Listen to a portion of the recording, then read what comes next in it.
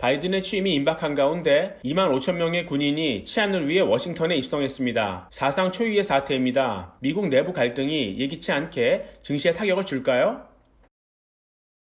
사람들이 이렇게 정권에 예민한 이유는 그만큼 불만이 많기 때문입니다. 저성장 속에서 분노가 차오르고 비난할 누군가를 찾아야 하기 때문이죠. 미국은 부의 불균형이 극심합니다. 미국이 OECD 내 비만 1등 국가가 된 이유도 가난한 사람들이 햄버거와 같은 정크푸드로 끼니를 때워야 하고 일감이 없어 운동량이 떨어지기 때문입니다. 그런 비만이 면역을 약화시켜 코로나 쇼크를 가중시켰고 취약한 의료보장 시스템이 충격을 가중시켰다고 말씀드린 바 있습니다. 트럼프를 지지하고 바이든을 싫어하는 사람들은 기득권 민주당에 의해 소외됐던 사람들입니다. 노조가 대표적이죠. 미국은 진보 성향 민주당이 기득권입니다. 4년 전 기형적인 트럼프가 힐러리를 제치고 당선될 수 있었던 이유도 가난한 사람들을 방치했기 때문입니다. 플린트 사건이 대표적이죠. 미시간 지역 플린트에서 납에 오염된 식수로 인해 어린이들이 죽어갔는데 주지사가 오염 사실을 숨겼습니다. 반발이 커지자 오바마가 직접 플린트를 방문해서 물을 달라며 마셨지만 흉내만 내는 쇼를 했습니다. 그는 그 후 마셔도 괜찮다고 언급했습니다. 오바마는 수도관을 점검하는 대신 플린트를 군사훈련 지역으로 삼았습니다. 주민들에게 통보 없이 말입니다. 이런데 환멸을 느낀 것이죠. 이런 소외층 가운데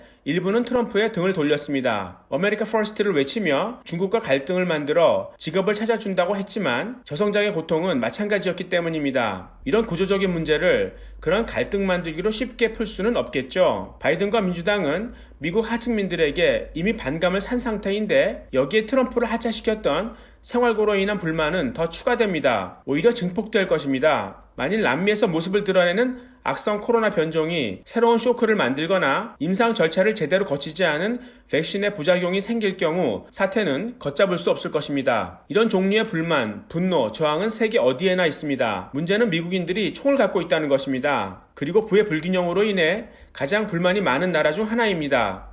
세칸 9.11 사태가 아랍인이 아니라 미국 내부 세력에 의해 벌어질 수도 있습니다. 세계 패권 국가가 이런 혼돈에 빠진다고 생각해보세요. 올해를 시작하며 글로벌 펀드 매니저들에게 증시에 가장 우려할 만한 요인들을 인터뷰했지만 이런 갈등은 포함되지 않았습니다. 크라이시스는 늘 예상치 못한 곳에서 시작됩니다.